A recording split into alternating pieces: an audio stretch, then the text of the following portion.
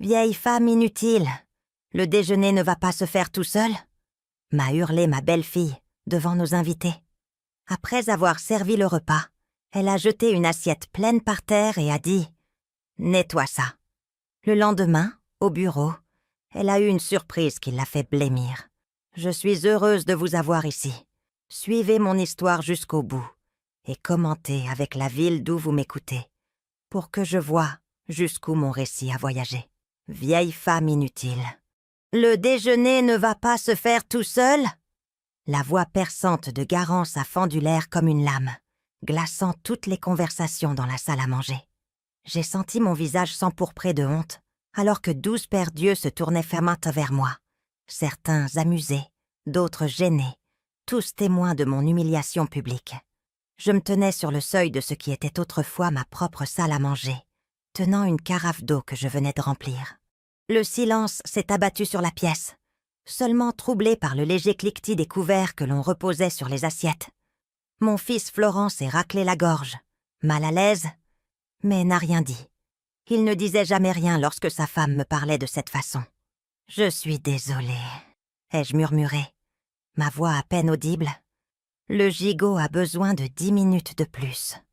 La main parfaitement manucurée de Garance a balayé l'air d'un geste dédaigneux. Elle portait le bracelet en diamant que je lui avais offert pour son anniversaire l'année dernière. Celui qui m'avait coûté 3 mois de ma pension de retraite. 10 minutes de plus ? Nos invités attendent depuis déjà 1 heure, parce que vous êtes incapable de préparer un simple repas. J'aurais voulu lui rappeler qu'elle avait invité 8 personnes supplémentaires à la dernière minute, que je cuisinais depuis l'aube pour satisfaire tout le monde, que mon arthrose me lançait si fort que je pouvais à peine tenir le couteau pour couper les légumes. Mais je savais qu'il valait mieux me taire. Élever la voix n'aurait fait qu'empirer les choses. « Maman devient plus lente avec l'âge », a dit Florent, avec un rire forcé, sans même me regarder. Vous savez ce que c'est avec les personnes âgées. » Les personnes âgées. J'ai 60 ans, pas 90. J'ai élevé 3 enfants, tenu une maison, et me suis perdue si complètement en chemin que même mon propre fils ne me voit plus que comme un fardeau. J'ai traîné les pièges vers la cuisine, mes chaussons faisant un bruit doux contre le parquet. Derrière moi, j'ai entendu la voix de Garance reprendre, suave et charmante, alors qu'elle ramenait la conversation à elle. Elle avait ce don, cette capacité à captiver une assemblée, à suspendre tout le monde à ses lèvres.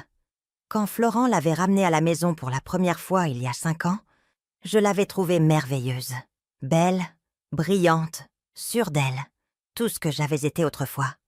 La cuisine était comme un sanctuaire, même si, techniquement, elle n'était plus la mienne. Quand Florent et Garance avaient emménagé il y a 3 ans, après la faillite temporaire de leur entreprise, ils avaient lentement tout envahi. D'abord la chambre principale, puis le bureau, et progressivement le reste de la maison. Je me suis retrouvée reléguée dans la petite chambre d'amis au fond, celle qui était autrefois la chambre d'enfance de Florent. J'ai ouvert le four, vérifiant le gigot une dernière fois. Il était en fait prêt, et ce depuis 20 minutes, mais j'avais besoin de ces quelques instants supplémentaires pour me ressaisir.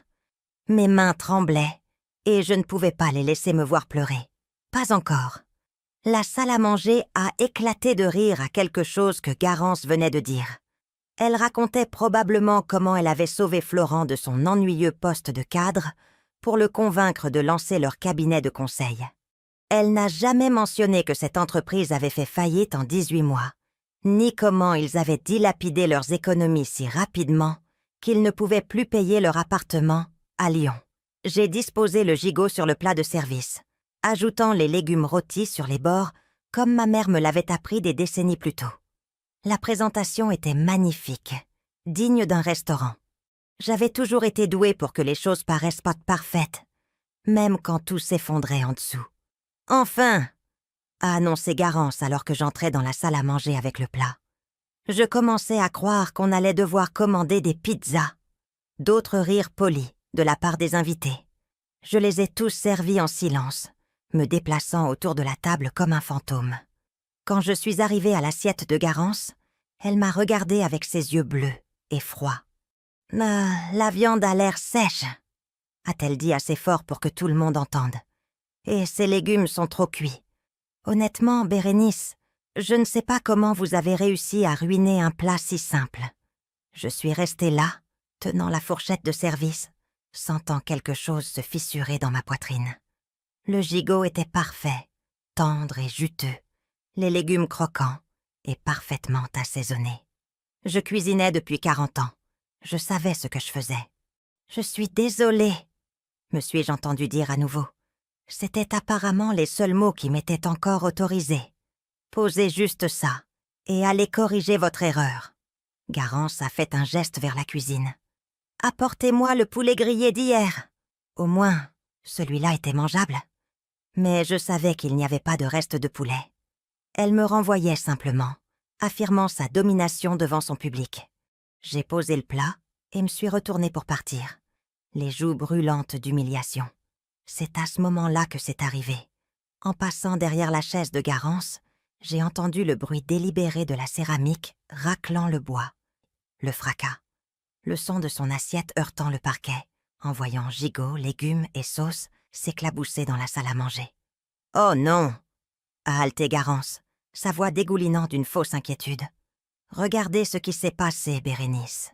Vous devez nettoyer ça tout de suite avant que ça ne tâche. » J'ai fixé le désordre par terre, la nourriture éparpillée sur le parquet que mon défunt mari avait posé de ses propres mains, il y a 30 ans. Tout le monde me regardait, attendant de voir ce que j'allais faire. Certains visages montrèrent de la pitié, d'autres de l'embarras pour moi. Un ou deux des plus jeunes invités luttaient pour ne pas sourire. « Nettoyer », a répété Garance, sa voix plus dure maintenant. « Nous ne pouvons pas manger avec ce désordre par terre. » Je me suis mise à genoux devant 12 personnes et j'ai commencé à ramasser les morceaux de nourriture à main nue. La sauce avait déjà commencé à s'infiltrer entre les lattes du plancher. Je sentais les yeux de Garance sur moi. Je percevais sa satisfaction de m'avoir réduite à ça, une femme de 60 ans rampant sur le sol comme une servante. « La pauvre !» a chuchoté quelqu'un. Mais pas assez fort pour que Florent l'entende, et certainement pas assez fort pour que ça compte. Alors que je raclais les dernières traces de sauce avec du papier absorbant, j'ai senti quelque chose changer en moi. Pas la résignation familière, pas l'acceptation creuse à laquelle je m'étais habituée. Autre chose, quelque chose qui sommeillait depuis trop longtemps. J'ai fini de nettoyer et je me suis excusée, marmonnant quelque chose à propos du dessert. Mais au lieu d'aller à la cuisine, je suis allée dans ma petite chambre et j'ai fermé la porte derrière moi. Je me suis assise au bord du lit, fixant mon reflet dans le miroir de la commode en face. La femme qui me regardait était une étrangère. Des cheveux gris tirés en un simple chignon, des yeux fatigués, des épaules courbées en permanence par des années à se plier à la volonté des autres, aux attentes des autres, à la cruauté des autres. Quand étais-je devenue cette personne? Quand avais-je accepté de disparaître si complètement? Je me suis dirigée vers ma commode et j'ai ouvert le tiroir du bas, écartant de vieux pulls jusqu'à ce que mes doigts trouvent ce que je cherchais. Une fine pochette en cuir cachée sous des couches de laine et de souvenirs. Je ne l'avais pas ouverte depuis 3 ans, pas depuis que Florent et Garance avaient emménagé et que j'avais décidé de leur laisser croire que j'étais juste une vieille femme sans défense vivant de sa retraite. À l'intérieur de la pochette se trouvaient des documents qu'ils n'avaient jamais vus. Des relevés bancaires, des titres de propriété, des portefeuilles d'investissement, des statuts de société, tous portant le même nom. Bérénice Rochebrune, PDG et actionnaire majoritaire de Fondation Rochebrune. J'ai passé mon doigt sur l'entête du dernier rapport trimestriel. 45 millions d'euros d'actifs, 12 propriétés commerciales, 3 complexes d'appartements, et un immeuble de bureaux de taille moyenne dans le centre-ville qui abritait, entre autres entreprises, l'agence de marketing où Garance venait de commencer à travailler, le mois dernier. Pendant 3 ans, je les avais laissés me traiter comme un fardeau. J'avais fait semblant d'avoir du mal avec les factures, tout en gérant discrètement un empire commercial que j'avais bâti à partir de rien. J'avais regardé ma belle-fille m'humilier, m'ignorer, m'effacer. Tout cela pendant qu'elle travaillait dans un bâtiment que je possédais pour une entreprise qui me payait un loyer chaque mois. J'ai refermé la pochette et l'ai remise dans sa cachette. Demain, c'était lundi. Demain, Garance irait travailler comme toujours, s'attendant à continuer sa vie de rêve pendant que la vieille femme à la maison nettoierait ses dégâts. Mais demain, tout allait changer. Je me suis réveillée à 5h30 lundi matin, à la même heure que depuis 40 ans. Mais ce matin était différent. La maison était encore silencieuse. Florent et Garance ne se lèveraient pas avant 2h, et j'avais du travail. J'ai préparé mon café dans la cuisine sombre, la même cuisine où j'avais été humiliée 2 jours plus tôt. La tache sur le parquet était encore visible, malgré mon nettoyage. Un rappel de la bassesse à laquelle j'avais permis de m'abaisser. Mais en sirotant mon café, je ne pensais pas à la tâche. Je pensais à l'appel que je devais passer. « Bonjour, Madame Rochebrune. » La voix d'Hervé Chapuis était nette et professionnelle, même à 6h du matin. Il était mon gestionnaire immobilier depuis 15 ans. L'une des rares personnes à connaître toute l'étendue de mes biens. « Comment puis-je vous aider ? J'ai besoin que vous prépariez une lettre de licenciement. » ai-je dit doucement, en gardant la voix basse. « Pour Garance Maury chez Prisme Conseil, avec effet immédiat. » Il y eut une pause. « Puis-je en connaître la raison ? Faute professionnelle, comportement non professionnel, quelle que soit la formulation standard pour quelqu'un qui s'est avéré inadapté au milieu du travail. Je la préparerai dans l'heure. Dois-je me coordonner avec la sécurité de l'immeuble ? Oui. Et Hervé, je veux m'en occuper personnellement. » Autre pause. « Bien sûr, Madame Rochebrune. Viendrez-vous au bureau aujourd'hui ? Je serai là à 9h01. » J'ai raccroché et j'ai fini mon café à la lumière naissante de l'aube. À l'étage, j'entendais la douche couler. Garance se préparait pour ce qu'elle pensait être une autre journée ordinaire à son nouveau poste prestigieux. Elle avait été si fière d'obtenir ce poste chez Prisme Conseil, se vantant auprès de tout le monde de son bureau d'angle et de son salaire impressionnant.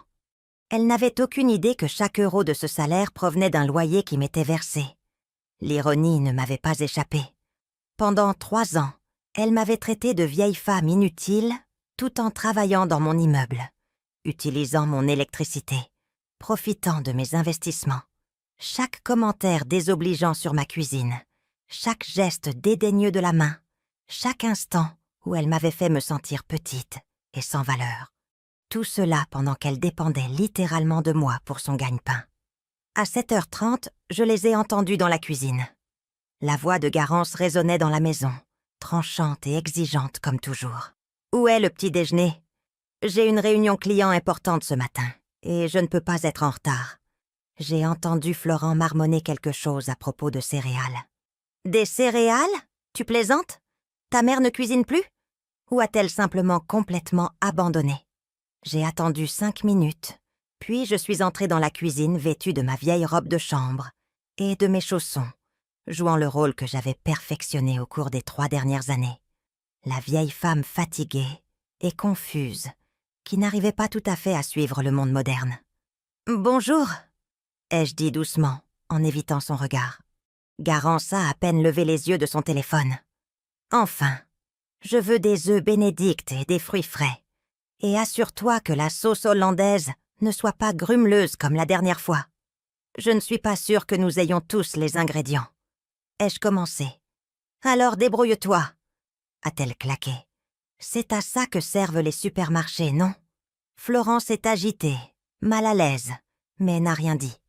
Il avait appris il y a longtemps qu'il était plus facile de se taire que de défendre sa mère. Le chemin de la moindre résistance était devenu sa spécialité. J'ai hoché la tête docilement et j'ai commencé à ouvrir les placards, faisant semblant de vérifier des ingrédients que je savais déjà que nous n'avions pas. Garance a soufflé d'exaspération. « C'est ridicule. Je prendrai quelque chose en chemin pour le travail. Encore une fois. » Elle a rassemblé son sac et ses clés avec une frustration théâtrale. Je ne sais pas pourquoi je m'attends même à une considération de base dans cette maison. Après leur départ, la maison est redevenue silencieuse. Je suis restée un long moment dans la cuisine. Puis je suis allée dans ma chambre et j'ai ouvert mon placard. Au fond, derrière des robes que je n'avais pas portées depuis des années, étaient suspendus 3 tailleurs. Un bleu marine, un anthracite et un noir. J'ai choisi le bleu marine et je l'ai posé sur le lit. Cela faisait 3 ans que je ne m'étais pas habillée pour le bureau. 3 ans que je n'avais pas mis les pieds au siège de Fondation Rochebrune. Mes employés pensaient que je prenais un congé prolongé pour des raisons de santé. Seul Hervé connaissait la vérité, que j'avais voulu voir ce que ça faisait d'être invisible, de vivre comme n'importe quelle autre femme âgée, oubliée. J'avais eu ma réponse. Ça ressemblait à une noyade. Le tailleur m'allait encore parfaitement. J'avais gardé la ligne grâce à une énergie nerveuse pure et aux exigences physiques de la cuisine et du ménage, pour un foyer qui reconnaissait à peine mon existence. Dans le miroir, je me suis regardée me transformer. La vieille femme fatiguée en robe de chambre a disparu, remplacée par quelqu'un que je reconnaissais d'avant. Quelqu'un avec de la prestance, de l'autorité, du pouvoir. Je me suis maquillée pour la première fois depuis des mois. Pas trop, juste assez pour rehausser les pommettes saillantes que j'avais héritées de ma grand-mère et les yeux gris acier qui avaient intimidé des rivaux en affaires pendant des décennies. J'ai ramené mes cheveux en un chignon lisse et élégant et j'ai ajouté les seuls bijoux que j'avais gardés de ma vie antérieure. De simples boucles d'oreilles, en perles, et la montre de ma grand-mère. La femme dans le miroir avait 60 ans, mais elle commandait le respect. C'était quelqu'un qui bâtissait des empires, pas quelqu'un qui nettoyait des dégâts, à genoux. À 8h45, je me suis rendue en voiture au centre-ville, à l'immeuble Rochebrune, mon immeuble. J'avais demandé au gardien du parking de me réserver ma vieille place, celle marquée « B. Rochebrune, présidente », en lettres effacées. En arrivant, il a eu un temps d'arrêt. « Madame Rochebrune, nous ne vous attendions pas aujourd'hui. »« Je sais, Jean-Pierre. Mon bureau est-il prêt ? » ?»« Toujours, madame. » Monsieur Chapuis a tout gardé exactement comme vous l'aviez laissé. L'ascenseur menant au dernier étage me semblait à la fois familier et étranger. La suite de direction était exactement comme je l'avais laissé. Bureau en acajou, fauteuil en cuir et baies vitrées donnant sur la ville que j'avais vue grandir et changer au cours des 20 dernières années. Hervé m'attendait avec une pile de papier et un air entendu. « La lettre de licenciement est prête », a-t-il dit en posant les documents sur mon bureau. « La sécurité de l'immeuble a été prévenue. Madame Maury devrait arriver dans les 10 prochaines minutes. » J'ai signé les papiers de ma signature complète. Bérénice Rochebrune, PDG.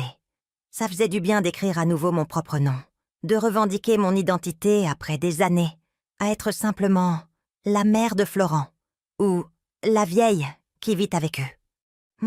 « Il y a autre chose que vous devriez savoir », a dit Hervé prudemment. Madame Maury a été assez bavarde sur sa situation de vie. Elle a raconté à plusieurs collègues les circonstances difficiles à la maison. Ses mots exacts étaient là qu'elle est, coincée, à s'occuper de la mère pathétique de son mari qui peut à peine fonctionner seul. J'ai senti cette fissure familière dans ma poitrine. Mais cette fois, elle ne me brisait pas. Elle libérait autre chose. Quelque chose qui avait été contenu pendant bien trop longtemps. Vraiment ? Elle a aussi mentionné qu'elle et votre fils cherchent un moyen de vous convaincre d'aller en maison de retraite. Elle pense que la maison est trop lourde à entretenir pour vous. Ma maison. La maison que mon mari et moi avions achetée il y a 30 ans. La maison où nous avions élevé nos enfants. La maison que j'avais payée 2 fois avec les bénéfices de mon entreprise.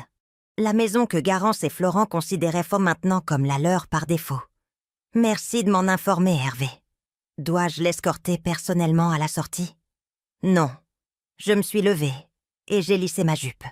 Je vais m'en occuper moi-même. De la fenêtre de mon bureau, je pouvais voir les locaux de Prisme Conseil de l'autre côté de l'atrium central de l'immeuble. J'ai regardé Garance sortir de l'ascenseur, un café à la main, discutant vivement avec un collègue. Elle portait un tailleur de créateur que je n'avais jamais vu, probablement acheté avec son premier mois de salaire du poste dans mon immeuble. J'ai pris la lettre de licenciement et je me suis dirigée vers l'ascenseur. Il était temps que Garance apprenne quelque chose sur la femme qu'elle appelait inutile. Il était temps qu'elle rencontre la vraie Bérénice Rochebrune. L'ascenseur a sonné doucement en arrivant au 15e étage. À travers les portes vitrées de Prisme Conseil, Je pouvais voir Garance à son bureau, ses ongles parfaitement manucurés, cliquant sur son clavier pendant qu'elle tapait ce qui semblait être un email. Elle riait de quelque chose sur son écran, probablement en train de partager une autre histoire sur la vieille folle avec qui elle devait composer à la maison. J'ai redressé les épaules et j'ai traversé la réception. La jeune femme à l'accueil a levé les yeux avec un sourire poli qui s'est rapidement transformé en confusion alors qu'elle essayait de me situer. « Bonjour, je suis ici pour voir Garance Maury », ai-je dit, ma voix portant l'autorité que j'avais oublié posséder. « Bien sûr. Puis-je lui dire qui est à l'appareil ? Bérénice Rochebrune. Elle saura qui je suis. » La réceptionniste a pris son téléphone et j'ai observé à travers la cloison vitrée pendant qu'elle parlait à Garance. J'ai vu le visage de ma belle-fille passer d'un intérêt désinvolte à un étonnement complet. Elle s'est retournée sur sa chaise, balayant la réception du regard jusqu'à ce que ses yeux croisent les miens. La couleur a quitté son visage. Elle s'est levée lentement, ses mouvements mécaniques, comme quelqu'un dans un rêve ou un cauchemar. Je l'ai regardée marcher vers la réception, sa démarche assurée vacillant à chaque pas. Quand elle m'a atteinte, sa bouche s'est ouverte et fermée 2 fois avant que des mots ne sortent. « Bérénice, quoi ? Qu'est-ce que tu fais ici ?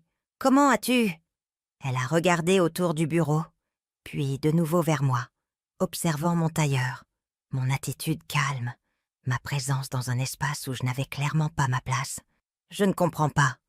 Nous devons parler, » ai-je dit calmement. « En privé. » Elle a jeté un regard nerveux à la réceptionniste, qui faisait semblant de ne pas écouter tout, en étant suspendue à chaque mot. « Je suis au milieu d'un projet très important. Peut-être pourrions-nous discuter de… tout ça ce soir à la maison. » « Non, Garance, nous allons en discuter maintenant, dans ton bureau. » Quelque chose dans mon ton l'a fait reculer d'un pas. Pour la première fois en 3 ans, j'ai vu de l'incertitude dans ses yeux. Elle a hoché la tête en silence et m'a conduite à travers le labyrinthe de bureaux jusqu'à son bureau d'angle. Je sentais des yeux curieux nous suivre, ses collègues se demandant qui était cette femme, à l'air sévère, et pourquoi leur collègue habituellement si confiante semblait avoir vu un fantôme. Le bureau de Garance était tout ce dont elle s'était vantée. De grandes fenêtres, des meubles coûteux, une vue sur les toits de la ville. Elle a fermé la porte derrière nous et s'est retournée pour me faire face. Ses mains étaient crispées devant elle. « Bérénice, je suis vraiment confuse. Comment es-tu arrivée jusqu'ici ? C'est Florent qui t'a conduite ? Et pourquoi es-tu habillée comme… » Elle a fait un geste vague vers mon tailleur. « Assieds-toi, Garance. Je pense qu'il y a une sorte de malentendu. Je suis au travail et je ne peux vraiment pas. Assieds-toi. » Cette fois, elle a obéi. Je suis restée debout, me positionnant entre elle et la porte. La dynamique du pouvoir avait si complètement changé que ni l'une ni l'autre ne savaient encore tout à fait comment s'y prendre. « Tu aimes ton bureau ?» ai-je demandé d'un ton conversationnel. Elle a cligné des yeux. « Quoi ? Ton bureau ? Il est très agréable. Un bureau d'angle, une vue superbe. Impressionnant pour quelqu'un qui n'est ici que depuis 1 mois. Oui, c'est très agréable. Bérénice, de quoi s'agit-il ? Tu me fais peur. Vraiment ? Je me suis approchée de sa fenêtre et j'ai regardé la ville en contrebas. Tu sais, j'ai toujours aimé cette vue. Je passais des heures à regarder par des fenêtres comme celle-ci, à prendre des décisions qui affectaient la vie de centaines de personnes. Je ne comprends pas de quoi tu parles. Je me suis retournée vers elle et, un instant, nous nous sommes juste regardés. Cette femme qui avait passé 3 ans à me faire sentir sans valeur me fixait comme si j'étais une étrangère. D'une certaine manière, je supposais que je l'étais. « Parle-moi de ton travail, Garance. Tu étais si excitée quand tu l'as eu. Un salaire de départ de 75 000 €, tous les avantages, un bureau d'angle, une belle promotion par rapport à ton poste précédent. Comment connais-tu mon salaire ? » La question est sortie comme un murmure à peine audible. Je sais beaucoup de choses. Je sais que tu as dit à tes amis à la salle de sport que tu t'étais enfin débarrassé du poids mort de vivre avec une vieille femme qui ne contribue en rien. Je sais que tu as regardé des appartements, prévoyant de convaincre Florent que je devais être placée en maison de retraite pour que vous puissiez avoir la maison pour vous seul. Je sais que la semaine dernière, tu as dit à ta sœur que s'occuper de moi, c'était comme avoir un enfant qui n'a jamais grandi. Chaque révélation la frappait comme un coup. Son visage est passé du pâle au rouge, puis de nouveau au pâle. Qui t'a dit ça? M'as-tu espionné? Je n'ai pas besoin d'espionner, Garance. Les gens parlent. Et quand on est aussi méprisant envers une vieille femme que tu l'as été avec moi, on suppose qu'elle est invisible. On suppose qu'elle n'a pas d'importance, pas de relation, pas d'influence. J'ai sorti la lettre de licenciement de la poche de ma veste et je l'ai posée sur son bureau. Elle l'a fixée sans la prendre, comme si elle pouvait la mordre. Qu'est-ce que c'est? Ta lettre de licenciement, avec effet immédiat. Tu ne peux pas... Quoi? Bérénice, tu ne peux pas me virer. Tu ne travailles pas ici. Tu ne comprends même pas comment fonctionnent les bureaux. C'est de la folie. Je me suis assise en face de son bureau, croisant les jambes et joignant les mains sur mes genoux. Lis l'entête de ce document. Avec des doigts tremblants, elle a pris le papier. J'ai vu ses yeux parcourir le haut de la page, puis s'écarquiller d'incrédulité. « Fondation Rochebrune » a-t-elle lu à voix haute, sa voix se brisant. « C'est exact. Mais c'est la société qui possède cet immeuble. Ce sont nos propriétaires. » En effet, elle a levé les yeux vers moi, son visage un masque de confusion et d'horreur croissante. « Bérénice, qu'est-ce que ça a à voir avec quoi que ce soit? Pourquoi as-tu leur papier en tête? Regarde la ligne de la signature. » Elle a de nouveau baissé les yeux, et j'ai observé le moment exact où elle a compris. Ses mains ont commencé à trembler si violemment que le papier bruissait. « Bérénice Rochebrune, présidente directrice générale », a-t-elle lu dans un murmure. « C'est moi, Garance. Bérénice Rochebrune. Rénie, c'est juste comme ma famille m'appelle. Ou m'appelait, avant que je ne devienne la vieille femme inutile qui ne pouvait même pas préparer ton petit déjeuner correctement. Elle me fixait comme si je venais de lui dire que j'étais une extraterrestre. C'est impossible. Tu vis dans notre chambre d'amis. Tu découpes des bons de réduction. Tu arrives à peine à utiliser la télécommande. Je découpe des bons de réduction parce que j'ai toujours été économe. C'est comme ça qu'on bâtit une fortune, Garance. Quant à la télécommande, j'ai souri.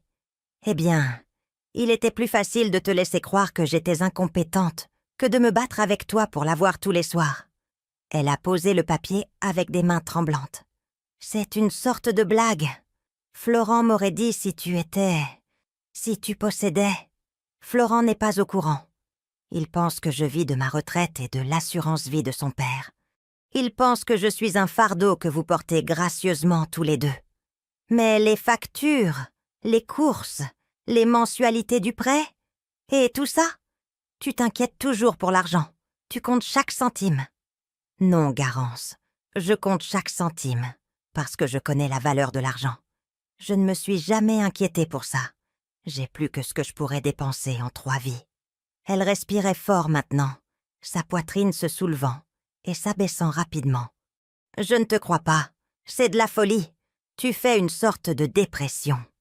J'ai sorti mon téléphone et j'ai composé un numéro en abrégé. Hervé, pourriez-vous s'il vous plaît confirmer à notre invité que Bérénice Rochebrune est bien la PDG et propriétaire majoritaire de Fondation Rochebrune?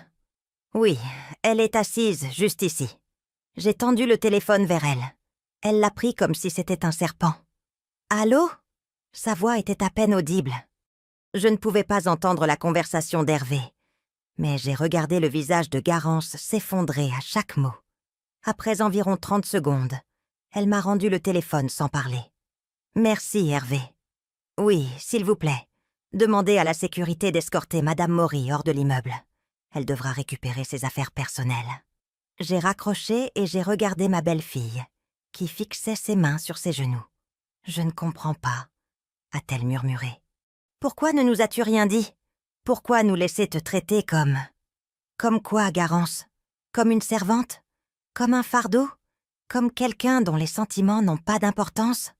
Elle a tressailli. Je voulais voir qui vous étiez vraiment. Je voulais voir quel genre de personne mon fils avait épousé, quel genre de personne s'installerait dans ma maison et me traiterait comme si je ne valais rien. Nous ne savions pas. Vous ne saviez pas parce que vous ne vous souciez pas de savoir.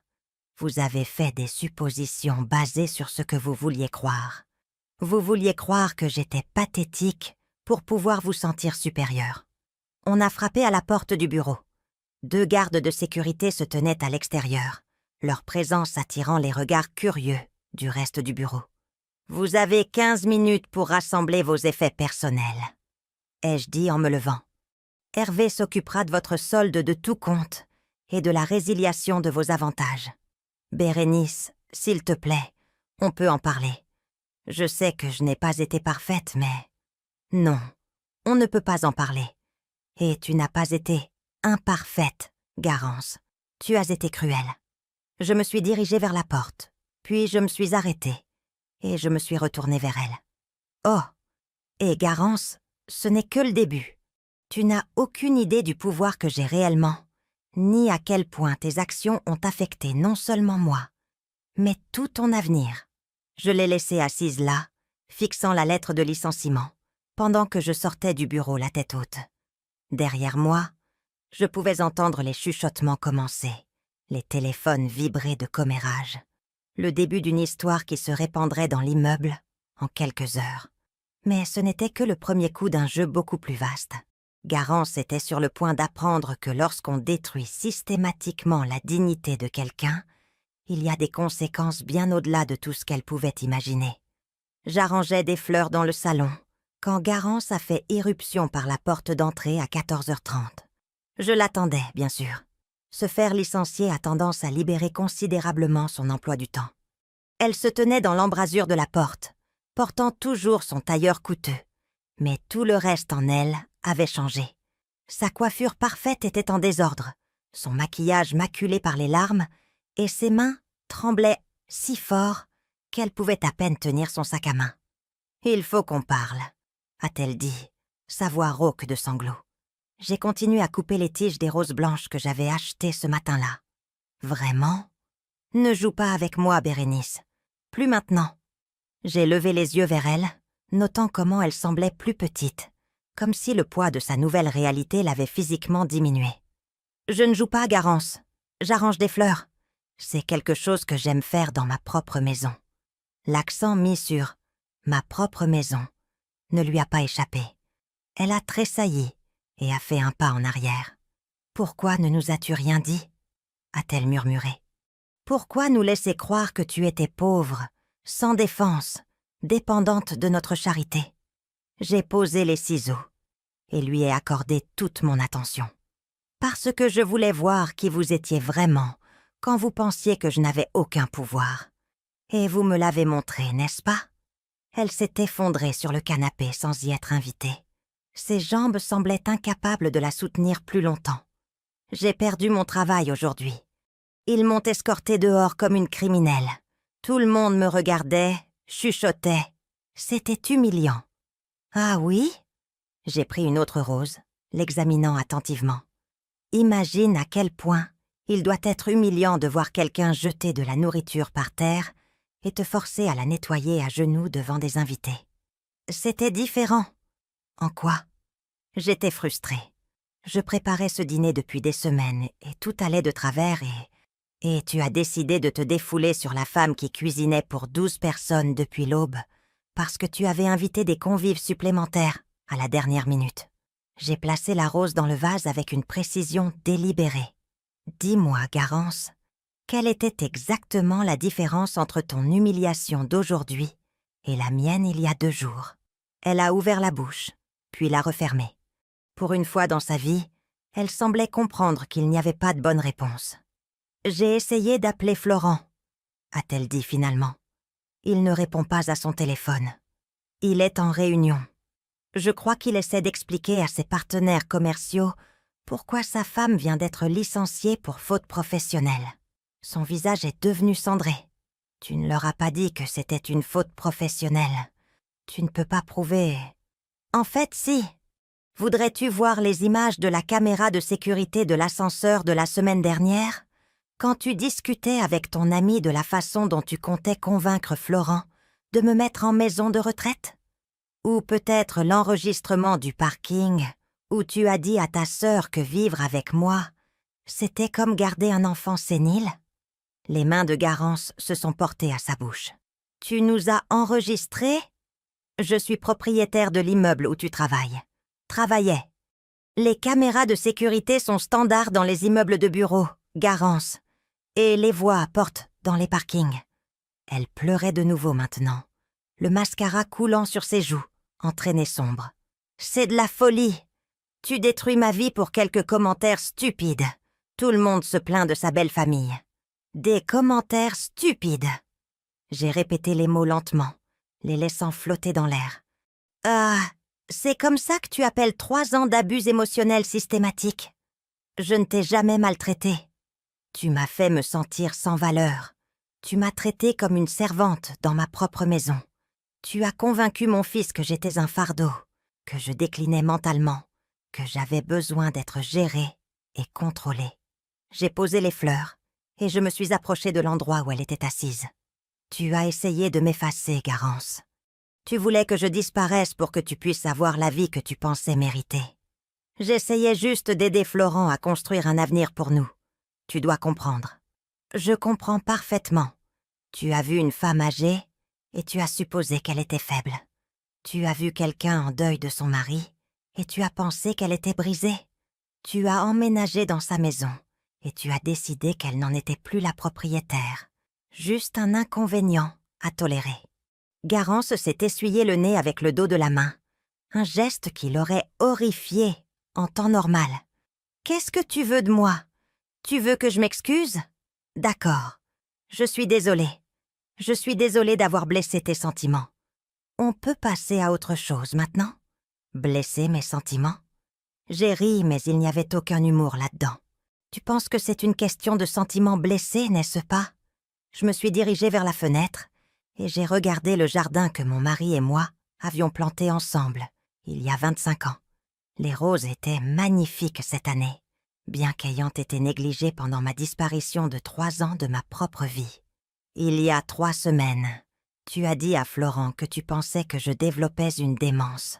Tu as suggéré qu'il devrait me faire évaluer pour un déclin cognitif. J'étais inquiète. Tu préparais le terrain pour me faire déclarer incompétente afin de pouvoir prendre le contrôle de mes biens. N'insulte pas mon intelligence en prétendant le contraire. Le silence s'est étiré entre nous, rompu seulement par le son de sa respiration saccadée. Le mois dernier, tu as appelé les services sociaux du département et signalé qu'une femme âgée vivait dans des conditions dangereuses et pourrait avoir besoin d'aide sociale. Le visage de Garance est devenu blanc. Comment sais-tu? Parce qu'ils m'ont appelé directement. Bérénice Rochebrune, la femme dont le nom figure sur le titre de propriété, les comptes bancaires et chaque facture de cette maison. Ils voulaient m'en vérifier que j'étais en sécurité et que j'avais des ressources adéquates pour mes soins. J'essayais d'aider. Tu essayais de monter un dossier. Une trace écrite montrant que j'étais incompétente, que j'avais besoin d'aide, que je ne pouvais pas gérer mes propres affaires. Je me suis détournée de la fenêtre pour lui faire face. Dis-moi, quelle était la prochaine étape de ton plan? Une procuration? Une tutelle? Allais-tu faire déclarer Florent comme mon tuteur pour pouvoir contrôler mes finances? Elle sanglotait ouvertement maintenant, son calme complètement brisé. Ce n'était pas comme ça. Je pensais que tu avais besoin d'aide. La seule aide dont j'avais besoin était une protection contre toi. La porte d'entrée s'est ouverte et j'ai entendu la voix de Florent appeler. « Garance, tu es à la maison? Qu'est-ce qui s'est passé aujourd'hui, bon sang ?» Il est apparu dans l'embrasure du salon, sa cravate desserrée et ses cheveux en désordre. Il a regardé sa femme en larmes sur le canapé, puis moi, debout calmement près de la fenêtre, et sa confusion était presque comique. « Maman, qu'est-ce qui se passe? Garance m'a appelée, hystérique, en disant qu'elle s'était fait virer et que tu y étais pour quelque chose. Assieds-toi, Florent. Nous devons avoir une conversation qui aurait dû avoir lieu il y a 3 ans. » Il est resté debout, regardant de l'une à l'autre. « Je ne comprends rien à tout ça. Comment pourrais-tu être impliqué dans le travail de Garance? Tu ne sais même pas où elle travaille. Je sais exactement où elle travaille. Travaillait. L'immeuble Rochebrune, 15e étage, Prisme Conseil. Elle avait un bureau d'angle avec une jolie vue sur la ville. Comment sais-tu ça? Parce que je suis propriétaire de l'immeuble, Florent. Je suis propriétaire de la société qui gère la propriété. Je suis propriétaire de la société qui emploie ça, la société de gestion. Et je possédais chaque centimètre carré de l'ancien lieu de travail de ta femme. Florent m'a regardé un long moment, puis a ri. C'est ridicule, maman. Tu vis de l'assurance vie de papa et de ta retraite. Tu peux à peine te payer les courses. Je n'ai jamais eu de mal à me payer les courses, mon fils. Je découpe des bons de réduction parce que j'ai été élevée à être économe, pas parce que je n'ai pas d'argent. C'est de la folie, a-t-il dit, mais sa voix avait perdu de son assurance. Si tu avais de l'argent, du vrai argent, pourquoi nous aurais-tu laissé emménager ici? Pourquoi vivre comme... Comme quoi? Comme quelqu'un que vous avez tous les deux traité comme si elle était déjà morte? Les mots l'ont frappé comme un coup. Il s'est affaissé dans le vieux fauteuil de son père, le même fauteuil qu'il s'était approprié quand ils avaient emménagé, et m'a regardé avec quelque chose qui approchait de la reconnaissance. Je voulais voir qui vous étiez vraiment, ai-je continué. Vous deux. Je voulais savoir quel genre d'homme mon fils était devenu, quel genre de femme il avait épousé. Je voulais comprendre ce qui se passerait si je devenais vulnérable, si j'avais besoin d'aide. Si je n'étais plus la femme forte qui a élevé 3 enfants seule, tout en bâtissant un empire commercial. Un empire commercial? La voix de Florent était à peine un murmure. Fondation Rochebrune. Je l'ai créée il y a 30 ans, avec un petit prêt et la bénédiction de ton père. Il vaut 45 millions d'euros, Florent. Tout cela construit pendant que je vous élevais, toi et tes sœurs. Tout cela caché parce que j'ai appris très tôt que les gens traitent les femmes riches différemment des mères et grand-mères ordinaires. Garance avait cessé de pleurer et me fixait avec quelque chose qui approchait de l'horreur. Pas du remords, ai-je noté. De l'horreur face à l'ampleur de son erreur. « Maman !» a commencé Florent, mais j'ai levé la main. Je n'ai pas fini. Le licenciement de Garance aujourd'hui n'était que le début. Tu vois, quand on détruit systématiquement la dignité de quelqu'un, quand on passe des années à le faire se sentir sans valeur et indésirable, il y a des conséquences. Et ces conséquences vont bien au-delà d'un simple emploi. Je me suis dirigée vers mon sac à main et j'en ai sorti une épaisse enveloppe Kraft que j'ai posée sur la table basse entre eux. « Qu'est-ce que c'est ?» a demandé Garance, sa voix à peine audible. « Votre avis d'expulsion. À tous les deux. Vous avez 30 jours pour trouver un autre endroit où vivre. » « Tu ne peux pas nous expulser, » a protesté Florent. « C'est une maison de famille. Nous sommes ta famille. » « Non, Florent. La famille ne se traite pas comme ta femme m'a traité. La famille ne complote pas pour faire déclarer leur mère incompétente. La famille ne fait pas sentir à la femme qui leur a donné la vie qu'elle est déjà morte. » J'ai ramassé mes fleurs et je me suis dirigée vers la cuisine. « Je vous suggère de commencer à chercher des appartements. Et Garance, je te recommanderais de commencer par quelque chose que tu peux te permettre avec le seul salaire de Florent. Car à partir d'aujourd'hui, ta carrière dans cette ville est terminée. » Derrière moi, j'ai entendu Garance murmurer « Qu'est-ce que ça veut dire ?» Mais je n'ai pas répondu.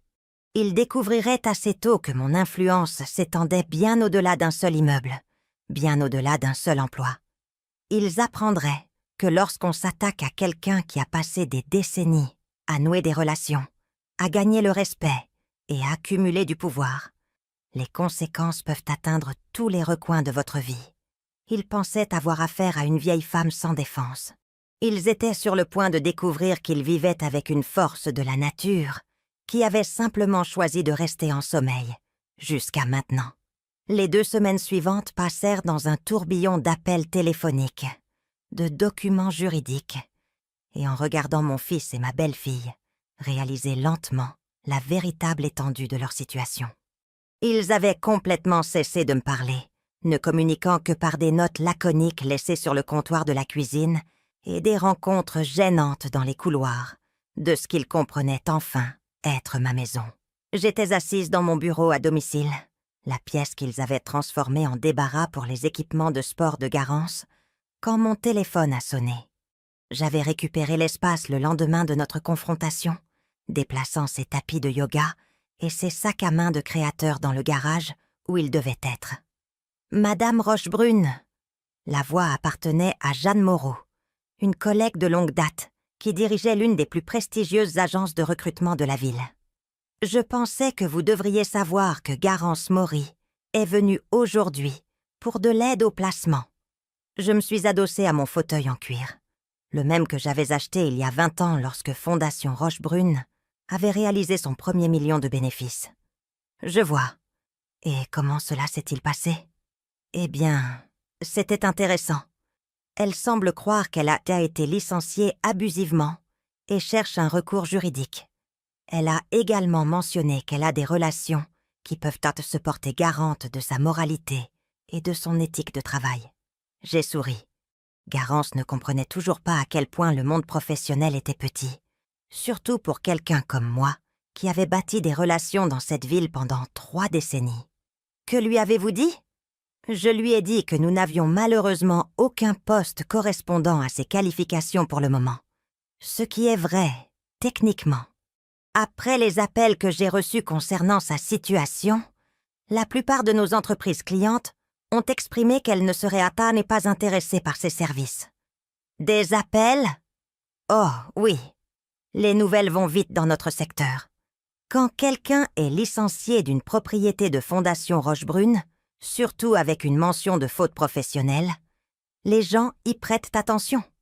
Votre entreprise a la réputation d'être extrêmement sélective quant à ses locataires et employés. Je n'avais même pas eu besoin de passer ces appels. Le milieu des affaires de notre ville était plus petit que les gens ne le pensaient, et ma réputation me précédait. Quand Bérénice Rochebrune licenciait quelqu'un pour faute professionnelle, il y avait toujours une très bonne raison. Elle a aussi demandé si je savais quelque chose sur vous, a poursuivi Jeanne. Elle semblait confuse quant à la relation entre sa belle-mère et la PDG de Fondation Rochebrune. Je lui ai dit que je n'avais jamais entendu parler de quelqu'un de ce nom. Merci, Jeanne. J'apprécie votre discrétion. Bien sûr, bien que je doive avouer que je suis curieuse de ce lien de parenté.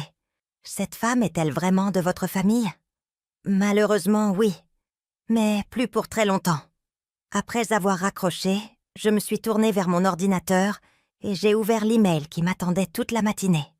Il provenait de David Cohen, mon avocat, confirmant que l'avis d'expulsion avait été correctement signifié et qu'il restait exactement 12 jours à Florent et Garance pour quitter les lieux. Un léger coup à la porte de mon bureau a interrompu ma lecture. J'ai levé les yeux pour voir Florent debout dans l'embrasure, l'air de ne pas avoir dormi depuis des jours.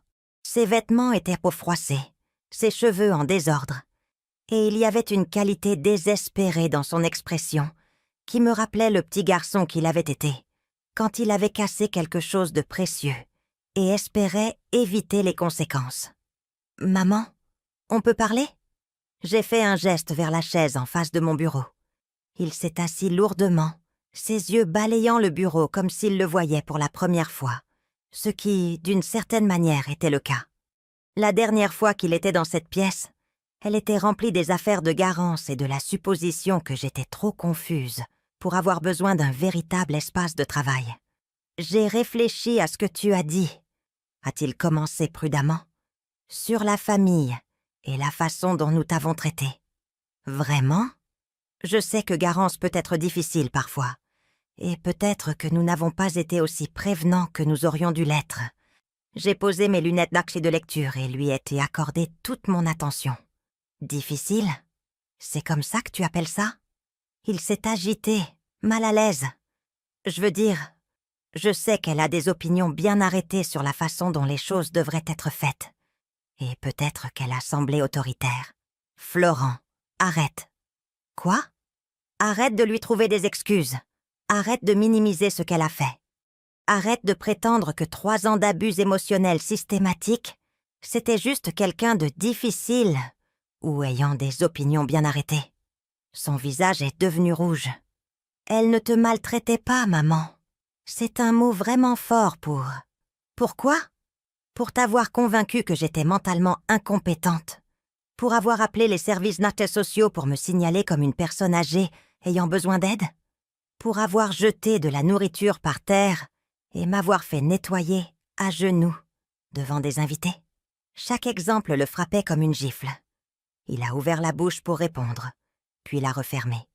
Pour avoir dit à tes partenaires commerciaux que tu t'inquiétais de mon déclin mental.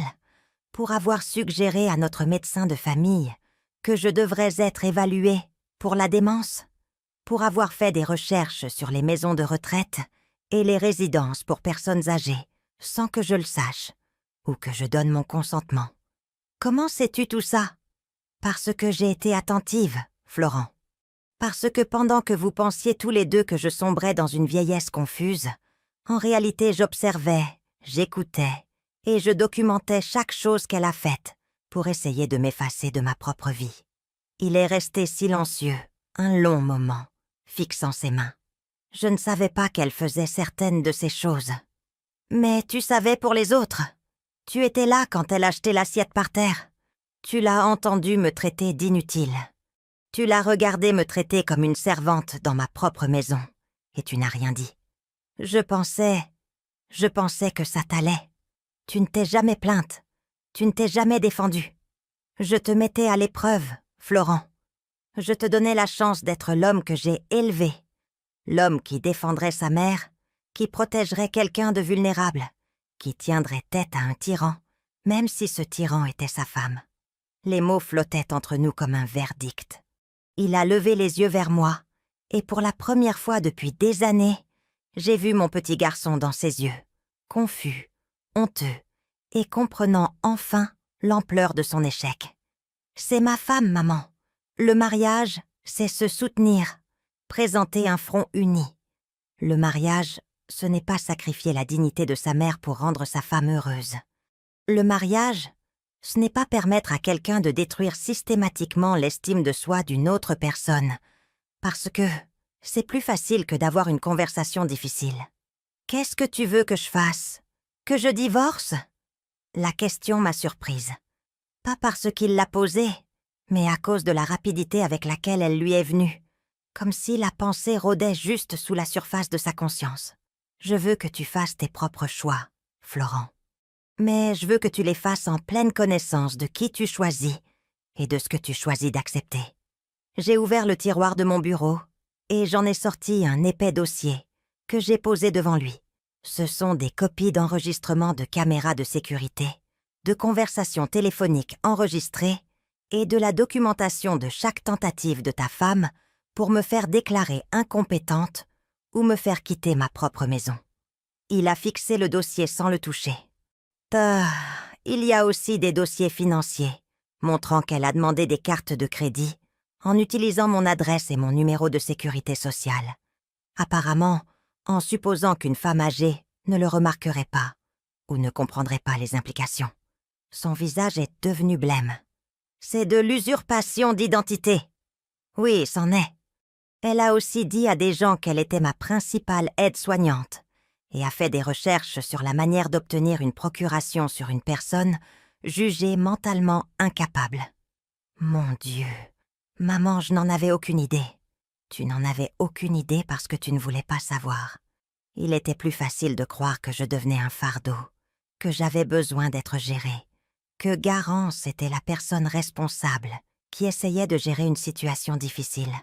Je me suis levée et je suis allée à la fenêtre, regardant le jardin où j'avais passé tant d'heures paisibles avant qu'il n'emménage et que je ne me sente plus la bienvenue dans mon propre jardin.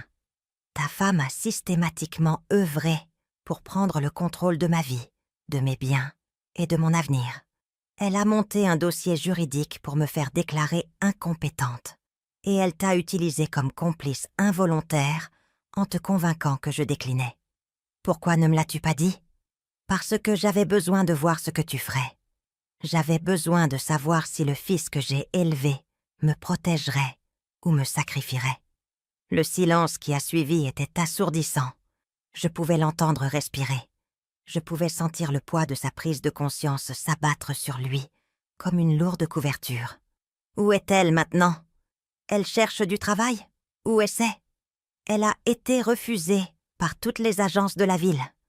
Elle n'arrête pas de dire qu'il y a une sorte de conspiration contre elle, que quelqu'un sabote ses efforts. Quelqu'un le fait. Il a levé les yeux brusquement. Toi, moi, et mes 30 ans de relations professionnelles, ma réputation dans ce milieu des affaires, et mon incapacité totale à recommander quelqu'un qui a essayé de détruire ma vie. Maman, c'est vraiment vindicatif. Vraiment? Ou est-ce la conséquence naturelle de ses actions? Quand on maltraite systématiquement quelqu'un, Florent, surtout quelqu'un avec du pouvoir et des relations, il y a des répercussions. Garance pensait avoir affaire à une vieille femme sans défense. Elle avait en fait affaire à l'une des femmes d'affaires les plus influentes de cette ville. Il a pris le dossier avec des mains tremblantes. Qu'est-ce qui se passe maintenant? Maintenant, tu décides qui tu veux être. Tu peux continuer à trouver des excuses à quelqu'un qui a essayé de voler la vie de ta mère. Ou tu peux enfin comprendre que certaines actions ont des conséquences qui ne peuvent être annulées. Et si je la choisis? Alors tu choisiras de partir avec elle dans 12 jours, lorsque l'expulsion sera définitive. Et tu choisiras de construire une vie avec quelqu'un qui n'a aucune perspective d'emploi dans cette ville, aucune référence professionnelle et un historique documenté de maltraitance envers une personne âgée. Il pleurait maintenant, des larmes silencieuses coulant sur son visage, alors que toute l'étendue de sa situation devenait claire. Je pensais que j'étais un bon mari. Tu étais complice. Il y a une différence. Je suis retournée à mon bureau et je me suis assise, reportant mon attention sur l'écran de mon ordinateur. Tu as 12 jours pour décider, Florent. Choisis judicieusement. Alors qu'il quittait mon bureau, serrant le dossier de preuves contre sa femme, j'ai ressenti quelque chose que je n'avais pas connu depuis 3 ans. Le contrôle total de ma propre vie. Mais je n'avais pas encore fini. Garance avait fait une dernière erreur. Et demain, elle découvrirait que certains ponts, une fois brûlés, ne peuvent jamais être reconstruits. Le jour du déménagement est arrivé avec cette clarté automnale qui rend tout possible. Je me tenais à la fenêtre de ma chambre, sirotant mon café du matin et regardant le camion de déménagement entrer dans mon allée. Florent et Garance avaient trouvé un petit appartement de l'autre côté de la ville, le seul endroit qui les avait acceptés, après que propriétaire après propriétaire ait reçu des appels concernant les problèmes de caractère de Garance, de la part de références de logements précédents. J'étais réveillée depuis l'aube, non par anxiété, mais par anticipation. Aujourd'hui marquait la fin du chapitre le plus long et le plus douloureux de ma vie d'adulte, et le début de quelque chose que j'avais presque oublié être possible, vivre dans ma propre maison, sans peur, sans marcher sur des œufs, sans prétendre être moins que ce que j'étais. Les déménageurs travaillaient efficacement, transportant des cartons et des meubles qui avaient lentement envahi ma maison au cours des 3 dernières années. J'ai regardé disparaître l'équipement de sport de Garance, ses vêtements de marque, ses gadgets de cuisine coûteux dont elle avait réussi à convaincre Florent que nous avions besoin, malgré le fait que c'était moi qui faisais toute la cuisine. Chaque objet qui quittait ma maison me donnait l'impression de respirer un peu plus facilement. Garance ne m'avait pas parlé depuis notre confrontation il y a 2 semaines. Elle se déplaçait dans la maison comme un fantôme, le visage creux et les mouvements mécaniques. La femme qui avait autrefois captivé chaque pièce par sa présence semblait maintenant rétrécir de jour en jour, s'effondrant sous le poids de conséquences qu'elle n'avait jamais prévu d'affronter. Florent était une autre histoire. Depuis qu'il avait lu le dossier de preuves que je lui avais donné, il essayait de trouver des moments pour me parler, pour s'excuser, pour annuler d'une manière ou d'une autre 3 ans de complaisance envers la cruauté de sa femme. Mais certains dommages ne peuvent être réparés avec des mots, et une certaine confiance ne peut être reconstruite avec de bonnes intentions. « Maman !» Sa voix venait de derrière moi alors que je me tenais dans le salon, regardant les derniers de leurs biens être chargés sur le camion. Je me suis retournée pour lui faire face. Il paraissait plus vieux que ses 35 ans, usé par le poids de choix qu'il comprenait enfin. « Oui ?» Je sais que je n'ai pas le droit de demander ça, mais j'ai besoin que tu saches que je suis désolée. Je suis si profondément désolée pour ce que je t'ai laissé subir dans ta propre maison. » J'ai hoché la tête lentement. « Je sais que tu l'es, Florent. Y a-t-il un moyen, une possibilité que nous puissions surmonter ça? Que tu puisses me pardonner? » La question que j'attendais, la supplique que je redoutais. J'ai regardé mon fils, je l'ai vraiment regardé, et j'ai vu le petit garçon qui m'apportait des pissenlits du jardin. L'adolescent qui avait pleuré dans mes bras quand sa première petite amie lui avait brisé le cœur. Le jeune homme qui m'appelait tous les dimanches, quand il avait emménagé seul. Je peux te pardonner, Florent. Avec le temps, je le ferai probablement. Mais le pardon ne signifie pas l'oubli, et il ne signifie pas revenir à la façon dont les choses étaient. Qu'est-ce que ça signifie? Ça signifie qu'un jour nous pourrons peut-être avoir de nouveau une relation, mais ce sera une relation différente, avec des limites différentes. Et cela exigera que tu prouves que tu as appris de cette expérience. Il a hoché la tête, les larmes menaçant de déborder. « Et Garance, qu'en est-il d'elle? C'est ma femme. Elle est détruite, maman. Elle ne trouve pas de travail. Nous pouvons à peine nous permettre l'appartement et elle s'effondre. Elle sait qu'elle a fait des erreurs, mais la punition semble si extrême. Pour avoir systématiquement essayé de détruire ma vie, je l'ai interrompue. Pour tentative d'usurpation d'identité, pour maltraitance envers une personne âgée, pour 3 ans de torture psychologique conçue pour me faire sentir sans valeur dans ma propre maison. Quand tu le présentes comme ça, c'est exactement ce que c'était, Florent. Et le fait que tu essaies encore de minimiser la situation, que tu essaies encore de la protéger des conséquences de ses actions, me dit que tu n'as rien appris du tout. Les mots l'ont frappé comme un coup. Il a reculé, son visage se crispant. « Elle n'est pas la victime ici, » ai-je continué. « C'est moi. Et le fait que sa vie s'effondre maintenant n'efface pas ce qu'elle m'a fait. C'est simplement la justice. » Par la fenêtre, je pouvais voir Garance assise dans leur voiture, regardant droit devant elle avec des yeux vides. Une partie de moi a ressenti une lueur de sympathie pour elle. Elle avait tout perdu en quelques semaines.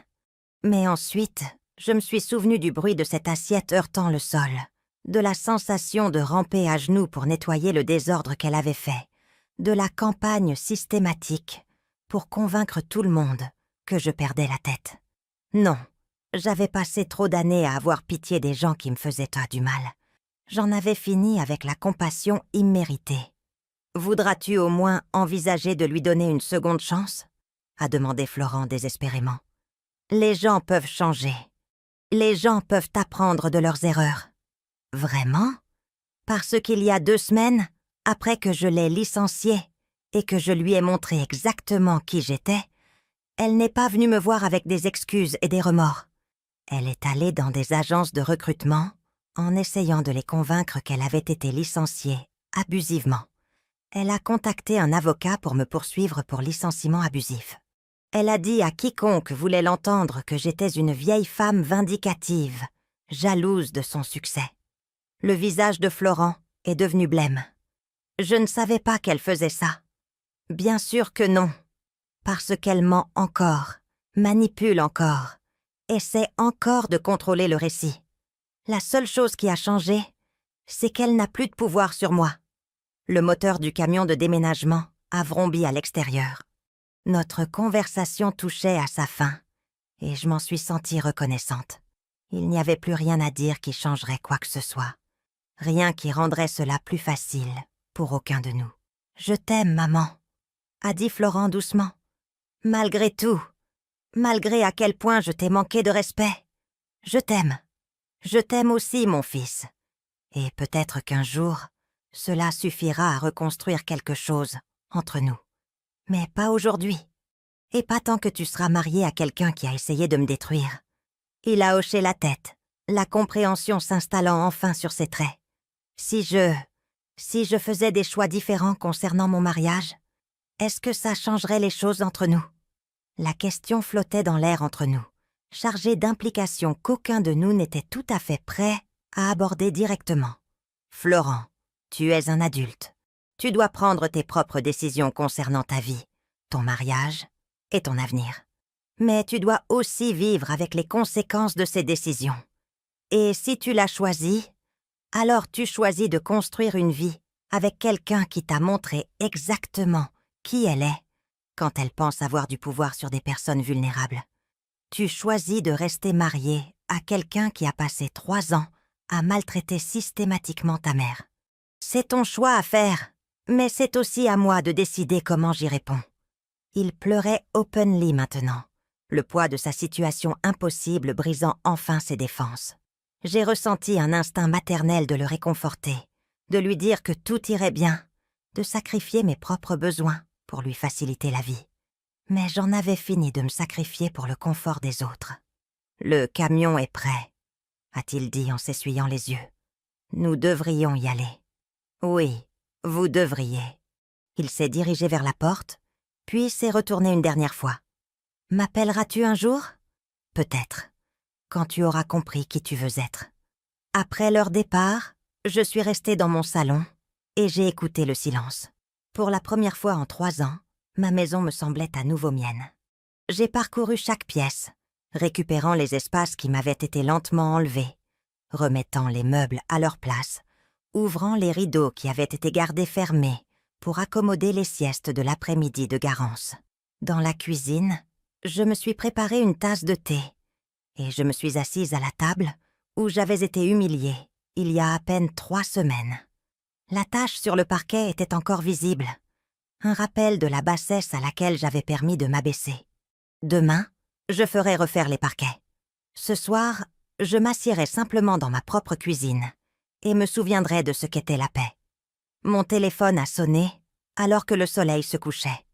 L'afficheur indiquait le numéro de ma fille, Adeline. « Maman, Florent m'a appelé. Il m'a tout raconté. »« Ah oui ? Pourquoi ne nous as-tu pas dit que tu avais des problèmes ? Pourquoi n'as-tu pas demandé de l'aide ?» J'ai souri, m'installant plus confortablement dans ma chaise. « Parce que je n'avais pas besoin d'aide, ma chérie. J'avais besoin de voir qui étaient vraiment les gens quand ils pensaient que j'étais impuissante. Mais tu as souffert pendant 3 ans. Tu les as laissés te traiter horriblement, alors que tu aurais pu y mettre fin à tout moment. Oui, c'est vrai. Et ce faisant, j'ai appris quelque chose de précieux sur mon fils, sur sa femme, et sur le genre de personnes qu'ils deviennent quand ils pensent avoir du pouvoir sur quelqu'un de vulnérable. Qu'est-ce que tu vas faire maintenant ? J'ai regardé autour de ma cuisine, de ma maison, de ma vie, qui était enfin redevenue la mienne. Je vais vivre, Adeline.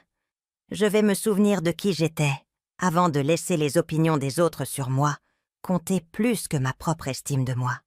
Tu vas bien ? Vraiment bien ? Je vais mieux que bien. Je suis libre. Après avoir raccroché, je me suis versé un verre de vin et je suis sortie dans mon jardin.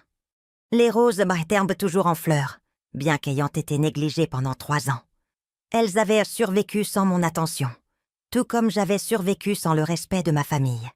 Demain, je commencerai à récupérer non seulement ma maison, mais ma vie. Je retournerai à mon bureau à plein temps, me réengagerai dans l'empire commercial que j'avais bâti, renouerai avec des amis que j'avais repoussés pendant mon exil de ma propre existence. Ce soir, je m'assiérai simplement dans mon jardin et me souviendrai de ce que c'était que d'être à nouveau Bérénice Rochebrune. Pas la mère de Florent, pas la vieille femme qui vivait avec eux, pas la cible commode de la cruauté de quelqu'un d'autre. Juste moi, prospère, puissante, respectée et enfin, en paix. Alors que les étoiles apparaissaient au-dessus de moi, j'ai levé mon verre dans un toast silencieux. Pas à la vengeance, pas à la victoire, mais à quelque chose de bien plus précieux, la redécouverte de ma propre valeur. Certaines personnes passent toute leur vie à apprendre à se défendre. À 60 ans, je m'étais enfin souvenu comment défendre la femme, que j'avais toujours été sous les rôles que les autres m'avaient forcé à jouer. Et cette connaissance, ce pouvoir, cette paix, personne ne pourrait plus jamais me les enlever.